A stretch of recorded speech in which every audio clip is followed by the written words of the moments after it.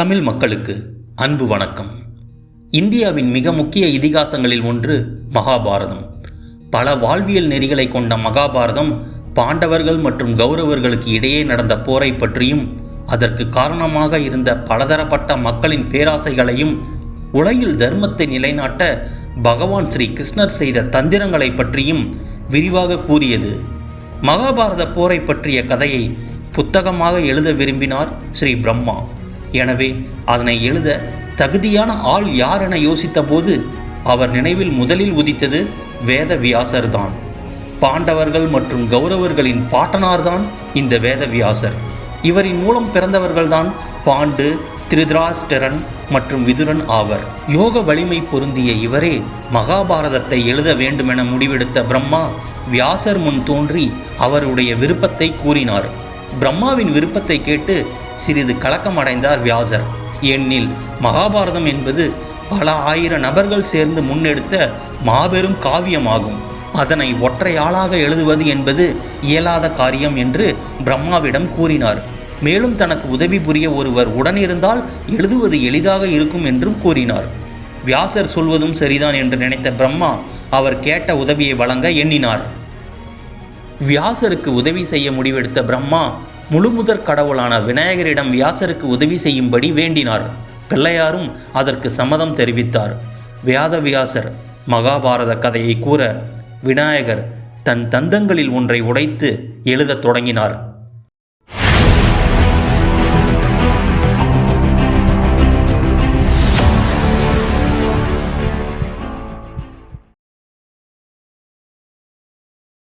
பல்லாயிரக்கணக்கான ஆண்டுகளுக்கு முன்பு கல்வி அறிவும் சடங்கு சம்பிரதாயங்களில் தேர்ச்சியும் நிறைந்தவராக பிரகஸ்பதி என்பவர் வாழ்ந்து வந்தார்.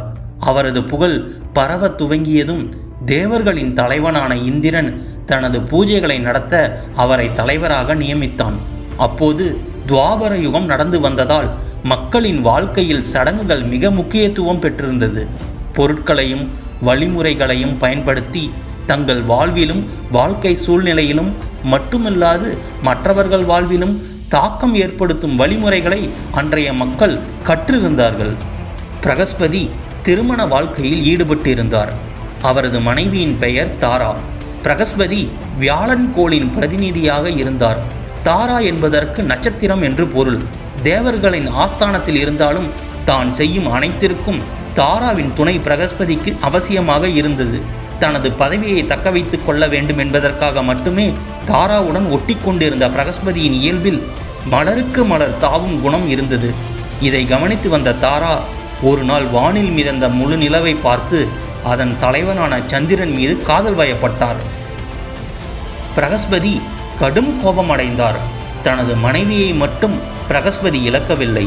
அவரது தலைமை பதவி, அவரது கௌரவம், சமூகத்தில் இருந்த மதிப்பு, இதனுடன் தேவலோகத்தில் நுழைய முடியாத நிலையும் ஏற்பட்டது. சந்திரனும் தாராவை காண நேரில் பூமிக்கு வந்தார். காதலில் இருந்த தாரா சில நாட்களில் பிரகஸ்பதியை பிரிந்து சந்திரனுடன் வெளியேறினார். இதனால் பிரகஸ்பதி மிக கடும் கோபம் அடைந்தார். இந்திரனை அழைத்து என் மனைவியை மீண்டும் என்னுடன் அழைத்து வர வேண்டும், இல்லையென்றால் என்னால் தொடர்ந்து உங்களுக்காக சடங்குகளை நடத்த முடியாது என பிரகஸ்பதி கூறினார். இதற்கிடையே தாரா தாய்மை அடைந்தார். இது யாருடைய குழந்தை என்பதை அறிய விரும்பினார் பிரகஸ்பதி. தாரா பதில் பேச மறுத்தார். மக்கள் மெல்ல குழுமினார்கள். அப்போதும் தாரா பதில் பேசவில்லை.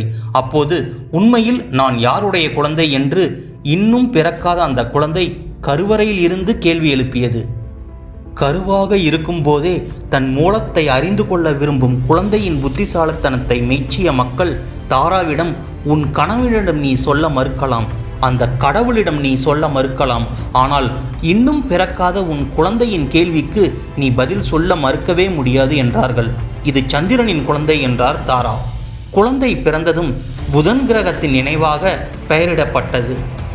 தன் மனைவி இன்னொரு ஆணின் குழந்தையை சுமப்பதை கேட்ட பிரகஸ்பதி கோபத்தில் நீ ஆணாகவும் இல்லாமல் பெண்ணாகவும் இல்லாமல் பிறப்பாய் என்று சாபமிட்டார். நான் ஆணாக வளர்வதா பெண்ணாக வளர்வதா, என்னுடைய தர்மம் என்ன, நான் சந்நியாசியாவதா திருமணம் செய்து கொள்வதா, நான் ஆணை மணப்பதா அல்லது பெண்ணை மணப்பதா என்று தன் தாயை கேள்விகளால் துளைத்தெடுத்து புலம்பியவாறே குழந்தை வளர்ந்தது. ஒரு நாள் சுத்யும்னா என்ற அரசன் வேட்டையாடுவதற்காக காட்டுக்குள் சென்றார். அது சிவனும் பார்வதியும் வசித்து வந்த வனப்பகுதி. அங்கே வாழ்ந்த வனவிலங்குகளை சுட்டிக்காட்டி குறுநகையுடன் சிவனை வம்பிழுக்கத் துவங்கினார் பார்வதி.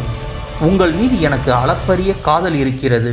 ஆனால் இந்த கானகத்தில் வாழும் பிடரி மயிர் அடர்ந்த ஆண் சிங்கத்தின் கம்பீரம், தோகை விரித்தாடும் மயிலின் அழகு, யானையின் பிரம்மாண்டம் எல்லாமே உங்களுக்கு சவால் விடுவது போல இருக்கிறது. இங்கே உங்களை தவிர வேறு எந்த ஆணும் இருக்கக்கூடாது என விரும்புகிறேன் என்றாள் பார்வதி. காதல் மிகுதியில் இருந்த சிவன், அவ்வளவுதானே, காட்டில் வாழும் எல்லா உயிரினங்களும் பெண்ணினமாக மாறிவிடுங்கள் என்றார். ஆண் சிங்கங்கள் எல்லாம் பெண் சிங்கங்களாக, ஆண் மயில்கள் எல்லாம் பெண் மயில்களாக, ஆண் யானைகள் எல்லாம் பெண் யானைகளாக என இப்படியே ஒவ்வொரு உயிரினமும் பெண்ணாக மாறியது. காட்டுக்குள் வேட்டையாட வந்திருந்த அரசன் சுதிம்னானும் பெண்ணாக மாறினார்.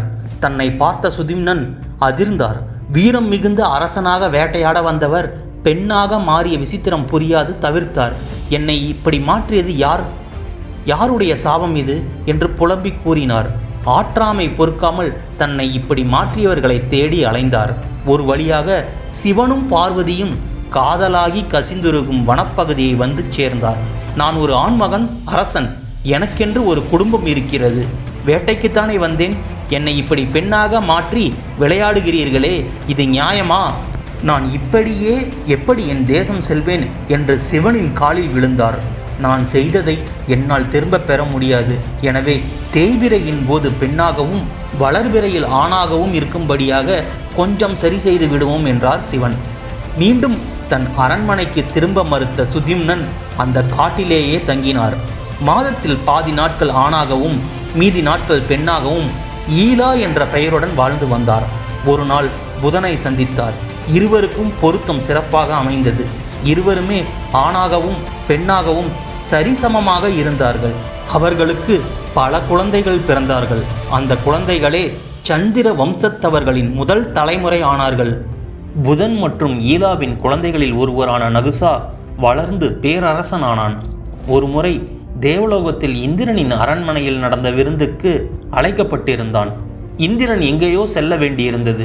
எனவே நகுசனிடம், என் தேவலோகத்தை சில காலம் பார்த்துக்கொள், இங்கே நீ மகிழ்ச்சியாக இருக்கலாம், நிர்வாகத்தையும் கவனித்து கொள்ள வேண்டும் என்றார்.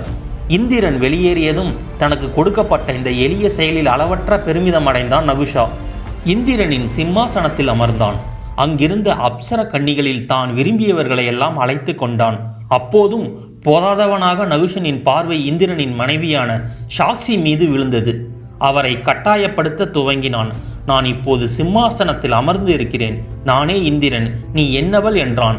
பல வழிகளிலும் நகுஷனை தவிர்க்க முயன்ற சாக்சியின் மீது தன் வலிமையை பயன்படுத்தவும் முயன்றான் நகுஷன். சாக்சி, ஆமாம், நீ இப்போது இந்திரன்தான். ஆனால் ஒன்று மட்டும் இன்னும் நடக்க வேண்டியிருக்கிறது. சப்தரிசிகள் உன்னை பல்லக்கில் சுமந்து வர வேண்டும். அதன் பிறகுதான் நான் உனக்காவேன் என்றார். உடனே நகுஷன் சப்தரிசிகளை அழைத்து தன்னை பல்லக்கில் வைத்து சாக்சியின் அரண்மனைக்கு சுமந்து செல்ல ஆணையிட்டான். அவர்களும் அவனை பல்லக்கில் சுமந்து சென்றார்கள். தேவர்களுக்கு ஆசானாக இருந்து அவர்களது பூஜைகள் சடங்குகள் அனைத்தையும் பிரகஸ்பதி கவனித்து வந்தார். அசுரர்களின் பூஜைகள் சுக்ராச்சாரியார் தலைமையில் நடந்தது. தேவர்களுக்கும் அசுரர்களுக்கும் கங்கை நதியின் சமவெளி பகுதி நிரந்தர போர்க்களமாக இருந்தது. தேவர்கள் மலை பிரதேசங்களில் இருந்து சமவெளி நோக்கியும், அசுரர்கள் பாலைவன பகுதிகளில் இருந்து இன்னும் வளமான இதய பகுதியில் நுழையவும் முயற்சி செய்தார்கள். போர்க்களத்தில் இறந்த வீரர்களுக்கு அன்று மாலையே மீண்டும் உயிரூட்டி அடுத்த நாள் போருக்கு தயார் செய்து விடுவார் சுக்கராச்சாரியார். நிரந்தரமான இந்த யுத்தத்தில் அசுரர்களுக்கு ஒரு சாதகம் இருந்தது. அவர்களிடம் சுக்கராச்சாரியார் இருந்தார். ஆற்றல் நிரம்பிய சுக்கராச்சாரியாருக்கு பக்கபலமாக சஞ்சீவினியின் துணை இருந்தது. சஞ்சீவினி மந்திரத்தை பயன்படுத்தி போர்க்களத்தில் இறந்த வீரர்களுக்கு அன்று மாலையே மீண்டும் உயிரூட்டி அடுத்த நாள் போருக்கு தயார் செய்து விடுவார் சுக்கராச்சாரியார். இப்படி ஒரு படையை நீங்கள் எப்படி வெல்வது? வெட்டி சாய்த்தாலும் இறக்காமல் அனைவரும் அப்படியே இருந்தால் எப்படி அவர்களுடன் போர் செய்வது? மீண்டும் மீண்டும் தங்களை உயிர்ப்பிக்கும் சுக்கராச்சாரியார் அசுரர்களுக்கு மிக பெரும் பலமாக இருந்தார். தேவர்கள் என்ன செய்வது என்று தெரியாமல் தவித்தார்கள். எனவே பிரகஸ்பதியின் பிள்ளையான கச்சன் சுக்கராச்சாரியாரிடம் வந்து பணிவுடன், பிரகஸ்பதியின் மகனான எனக்கு கச்சன் என்று பெயர். என் முன்னோர்களின் சிறப்பை நீங்கள் அறிவீர்கள். அவர்களின் வழித்தோன்றல்களான என்னை உங்கள் மாணவனாக ஏற்றுக்கொள்ள வேண்டும் என வணங்கி நின்றார். அசுரர்கள் சுக்ராச்சாரியாரிடம், இவன் எதிரணியைச் சேர்ந்தவன், சஞ்சீவினி மந்திரத்தை தெரிந்து கொள்வதற்காகத்தான் உங்களிடம் வந்திருக்கிறான். பேசாமல் இவனை இப்போதே கொன்றுவிடுவோம் என எச்சரிக்கை செய்தார்கள். சுக்ராச்சாரியார் அமைதியாக, இந்த பிள்ளை நமக்கு எந்த துன்பமும் ஏற்படுத்தவில்லை. என்னுடைய சிஷ்யனாவதற்கு தேவையான தகுதி இவனிடம் இருக்கிறது. நான் மறுக்க இயலாது என்றார். தகுதியுள்ளவர்கள் கற்றுக்கொள்ள விரும்பினால் அதை மறுக்கக்கூடாது என்பதே அன்றைய தர்மமாக இருந்தது. கச்சனை சிஷ்யனாக சுக்ராச்சாரியார் ஏற்றுக்கொண்டார். தான் குருவுக்கு ஏற்ற சிஷ்யன் என்பதையும் நிரூபித்தான் கச்சன். தன் குருவுக்கான பணிவிடைகளை கவனித்து செய்தான். அங்கு நடக்கும் எல்லாவற்றிலும் ஏதாவது ஒரு வகையில் அவனது பங்களிப்பு இருந்தது. சுக்ராச்சாரியாருக்கு தேவயானி என்று ஒரு மகள் இருந்தாள். தேவயானியின் பார்வை மெல்ல கச்சனின் மீது விழுந்தது. காதல் பயப்பட்டாள். ஆனால் அந்த இளம்பெண் மீது கச்சனின் கவனம் திரும்பவே இல்லை. அவள் என்ன செய்தும் கச்சனின் கவனத்தை ஒரு க்ஷணமும் தன் மீது திருப்ப முடியவில்லை. தான் எந்த நோக்கத்திற்காக வந்திருக்கிறோம் என்பதில் இருந்து அவனது கவனம் மாறவே இல்லை. சஞ்சீவினிதான் அவனது நோக்கம் என்பது அசுரர்களுக்கும் தெரிந்திருந்தது. ஒரு நாள் தன் குருவின் கால்நடைகளை அருகில் இருந்த வனப்பகுதிக்கு மேய்ச்சலுக்காக ஓட்டிச் சென்றிருந்தான் கச்சன். அசுரர்கள் கச்சன் மீது பாய்ந்து தாக்கி கொன்றதுடன் உடலை பல நூறு துண்டுகளாக்கி வனவிலங்குகளுக்கு இரையாக்கினர். மாலையில் பசுக்கள் மட்டும் தனியாக வீடு திரும்பின. கச்சனை காணாமல் துடித்து போன தேவயானி நேராக சுக்ராச்சாரியாரிடம் சென்று கதறி அழுதவாறே, கச்சன் இன்னும் வீடு திரும்பவில்லை. அவரை யாரோ ஏதோ செய்திருக்கிறார்கள். அவர் எங்கிருந்தாலும் நீங்கள் மீண்டும் உயிருடன் இங்கே கொண்டு வர வேண்டும் என்றாள். மகளின் கெஞ்சலை பார்த்த சுக்ராச்சாரியார் சஞ்சீவினி மந்திரத்தை பயன்படுத்தி கச்சனை மீண்டும் உயிர்ப்பித்தார். என்ன நடந்தது என்று கேட்ட சுக்ராச்சாரியாரிடம் அசுரர்கள் தன் மீது பாய்ந்து கொன்றதை விளக்கினான் கச்சன். நீ எதிர்த்தரப்பை சேர்ந்தவன் என்பதால் அசுரர்களுக்கு உன்னை பிடிக்கவில்லை. இனிமேல் நீ கவனமாக இரு. இன்னும் நீ என் மாணவன்தான் என்றார். சில நாட்களுக்கு பிறகு காலை நேர பூஜைக்காக மலர்களை பறித்து வரச் சென்ற கச்சனை அசுரர்கள் வழிமறித்து பிடித்து கொன்றார்கள். அவனது எலும்புகளையும் தசைகளையும் அரைத்து உப்பான கடல் நீரில் கலைத்தார்கள். உடல் உறுப்புகளை அரைத்து சுக்ராச்சாரியார் அருந்தும் பானத்தில் சிறிதளவு கலந்து கொடுத்தார்கள். இது எதையும் அறியாத சுக்ராச்சாரியார் அதை குடித்தும் விட்டார். மாலை மயங்கியும் வீடு திரும்பாத கச்சனுக்கு என்ன நடந்ததோ என எண்ணி கதறினாள் தேவயானி. ஆனால் இம்முறை சுக்ராச்சாரியார், இறப்பது அவனது விதி என்று நினைக்கிறேன். அடிக்கடி இறந்து கொண்டே இருக்கிறான். அவனுக்கு திரும்பவும் உயிர் கொடுப்பதால் எந்த பயனும் இல்லை. உன்னை போன்ற ஒரு புத்திசாலி, நீ பிறந்திருக்கும் வம்சம், உனக்கு இருக்கும் உயிர் பற்றிய அனுபவ அறிவு எல்லாம் இருந்தும் பிறப்பு இறப்பை பார்த்து நீ அழுவது சரியா? எல்லா உயிரினங்களுக்கும் நடப்பதுதானே இது. அவன் இறப்பு இறப்பாகவே இருக்கட்டும். அடிக்கடி ஒருவனை இப்படி உயிர்ப்பிப்பது சரியல்ல என்றார். ஆனால் தேவயானி இதயம் நொறுங்கினாள். கச்சன் மீண்டும் வர வேண்டும், அல்லது நான் இந்த குளத்தில் மூழ்குவேன் என்றாள். இது நடக்க விரும்பாத சுக்ராச்சாரியார் கடைசியாக, இந்த ஒரு முறை மட்டும் மீண்டும் முயற்சி செய்கிறேன் என்று ஆறுதல் கூறினார். சஞ்சீவினி மந்திரத்தை சுக்ராச்சாரியார் பயன்படுத்த முயற்சி செய்ததும் தன் வயிற்றில் ஏதோ உருள்வதையும் ஒளியையும் கேட்டார். கச்சன்தான் அது. கோபமடைந்த சுக்ராச்சாரியார், யார் உன்னை இப்படி செய்தது? இதுவும் அசுரர்களில் வேலைதானா? அவர்களால் எப்படி இப்படி செய்ய முடிகிறது என்றார். அவரது வயிற்றுக்குள் இருந்தபடியே தன்னை கொன்றது, அரைத்து கடலில் கலந்தது, தனது உறுப்புகளை சுக்ராச்சாரியாரின் பருகும் பானத்தில் கலந்தது என எல்லாவற்றையும் கச்சன் கூறினான். என் வயிற்றுக்குள் இருக்கும் இவனை இப்படியே இறக்க விட்டுவிட வேண்டும், அல்லது இவனை உயிர்ப்பிக்க நான் இறக்க வேண்டும். சற்று சிந்தித்தவர், பேசாமல் என் பதவியை துறந்து தேவர்களின் பக்கமே சேர்ந்து விடலாம் போலிருக்கிறது. என் வயிற்றுக்குள்ளேயே இந்த பிள்ளையை அனுப்பும் தைரியம் இந்த அசுரர்களுக்கு எங்கிருந்து வந்தது? எனக்கு இங்கு சரியான மதிப்பில்லை என்றார். ஆனால் தேவயானியின் அழுகை கூடியது. எனக்கு நீங்கள் இருவருமே வேண்டும். நீங்களோ கச்சனோ இருவரில் ஒருவர் இல்லை என்றாலும் நான் குளத்தில் மூழ்கி விடுவேன் என்றாள். சுக்ராச்சாரியார் தன் வயிற்றில் இருந்த கச்சனிடம், நீ வந்த நோக்கத்தில் வென்றுவிட்டாய். சஞ்சீவினியின் ரகசியத்தை நீ அறிய விரும்பினாய். அதற்கு நீ தகுதியானவன்தான்.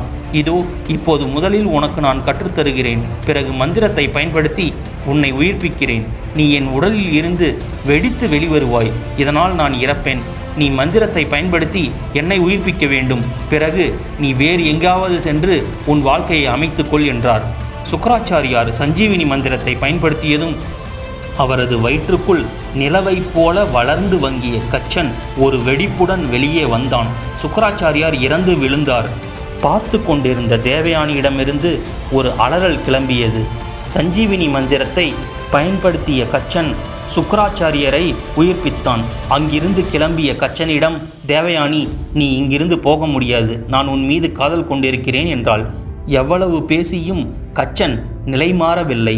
நான் உன் தந்தையின் மாணவன், எனவே எந்த வழியும் இல்லை, விடைபெறுகிறேன் என்று அங்கிருந்து கிளம்பினான்.